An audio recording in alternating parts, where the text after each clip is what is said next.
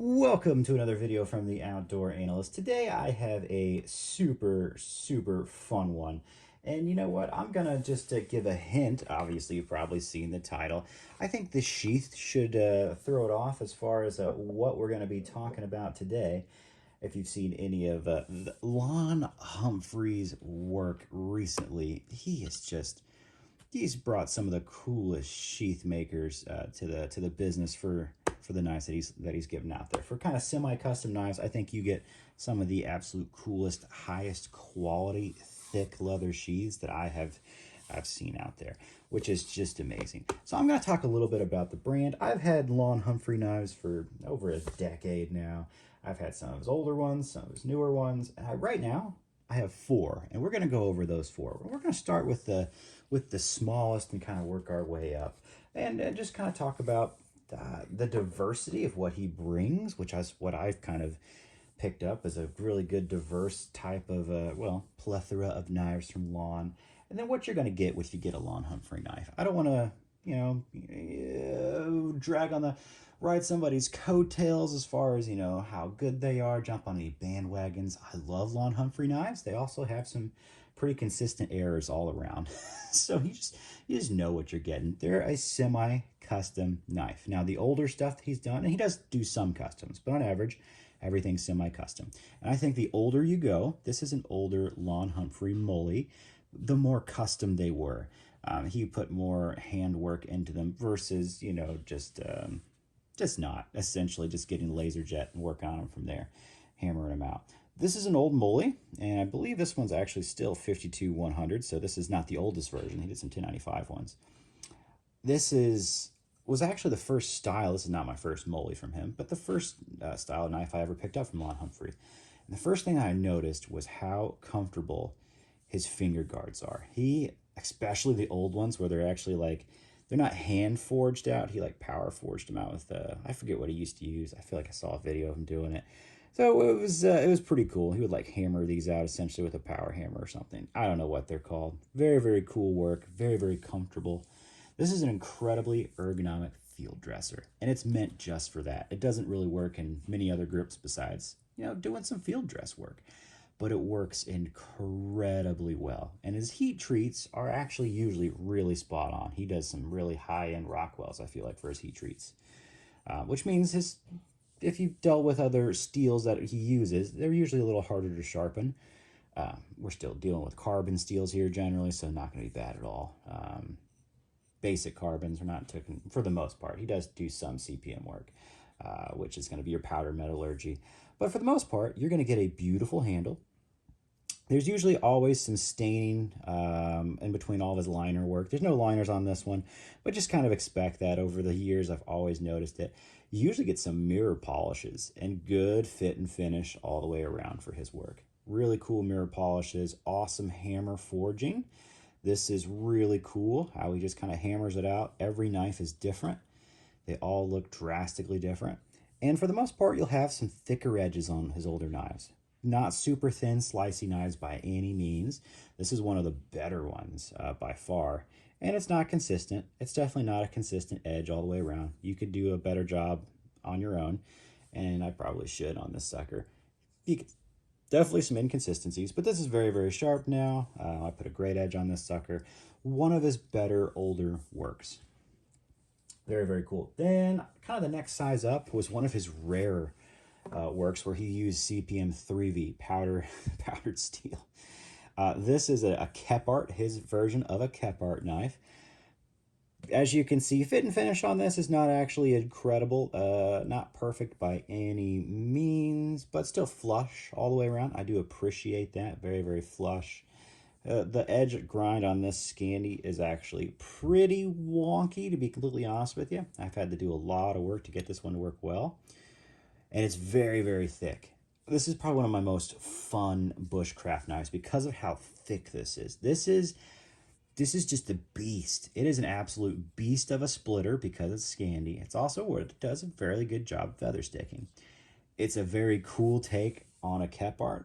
Really good taper on here, nice and thin, gets thicker in the back. I wish it was just a tiny bit taller for my hands. It'd fit better.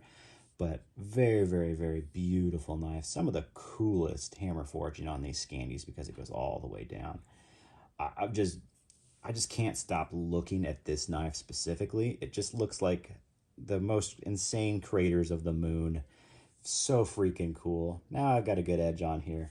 Kind of hard when it's a really thick wedge for a Scandi, but it is a beautiful knife. And this is heat treated incredibly high for 3V. This is one of the hardest 3V knives I've had to sharpen. Very, very cool. Lon just makes beautiful, beautiful pieces. And then my favorite design from Lon Humphrey ever is the Bridger. I just love the Bridger. It's so cool, so comfy. Is it the most brilliant design out there? Maybe not, but it's just awesome. Such a cool belt knife. I picked up a field dresser, a bushcraft, a belt knife. This is just a really awesome adventure knife. Just head out to the woods, do a little bit of everything, not worry about really anything. It is an awesome knife. And this is 52-100. Oh, this one actually has a good edge all the way around. Fairly symmetrical. Yeah, a little bit off there. That's okay. This side's a little bit better. Gets a little thin up here. But for the most part, this is one of his better pieces. Super well put together. Really good fit and finish. Very comfortable choil. That's so well chamfered all the way around. And it's really ergonomic. Lon just nails handles. He nails choils. And the aesthetic of his knives, I think are almost second to none out there. They're very unique. Lon's work is very cool. Is it the best?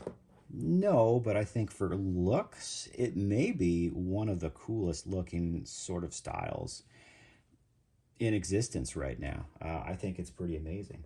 Then he also does some pretty awesome large knives. Now I've had quite a few. I've had the Reaper of his, the Reaver.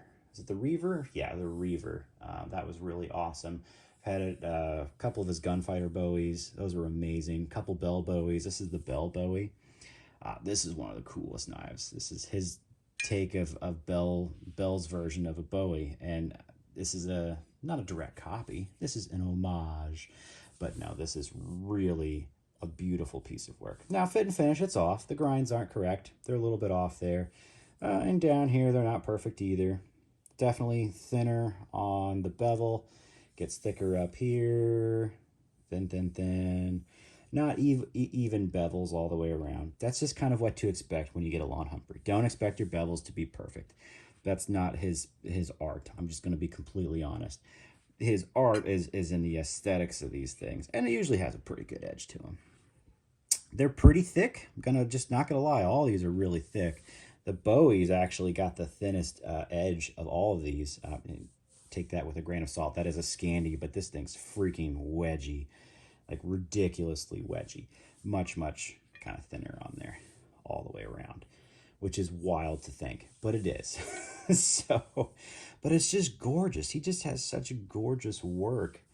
It's hard to find. You can find faults, but it's hard to just say, you know what, he does what he does. These are all pretty well semi-custom, and they are pretty awesome, which means most of them are like kind of water jet out, and he does do work on them, but that's fine. That's totally fine. For the price, you're not paying insane custom prices for most of these. Now, he does do customs, and those are up there. They're definitely up there. But for his semi-custom work, I think it's some of the coolest stuff you can get. I think the steel work is good. He sticks in his lane. He knows his heat treats very, very well. Most likely everything he does is going to be AEBL 52-100 for the vast majority of it. Every now and then you'll find some 3V and then old school 1095 every now and then on some of his older work. Maybe his custom works. I don't know about his custom stuff. He might use W2 on there. But I think for the most part, he's 52-100 and 1095. Those are his bread and butter steels. And then he's branching out a little bit, doing different stuff every now and then. But super, super cool maker. His handles are really where he shines. And then aesthetics on the blade. I think that's really where he shines as a maker. Some of the coolest handle, just ergonomics out there. And then some of the coolest aesthetic, I think, in a knife in general. These are just amazing. And he has a really nice stamp for all this stuff. Yeah, the Humphrey stamp on all of his work, which is really, really, really cool. No two knives are the same, and I love that. I think I love that the most, that his hammer work is no two knives are really the same, which is super, super cool. So, yeah. Let me know what you think. Do you like Lon Humphrey's work? Do you agree as far as like, there's some flaws in there. Every brand has its own flaws. Are they forgivable for the price range? I think so, because I think these are some of the coolest knives out there. Am I sort of giving them a pass? Yeah, kind of, because no one else is really doing this. And in some ways, I would say he puts more time into these than most semi-customs because he's hammering this stuff out. And I think that is an aesthetic and an art. And I think he pressure treats all of his own woods. He does almost all of that in house, which is really, really cool to see. That he's not just buying all this; he is dyeing it. He's doing the work on the back end.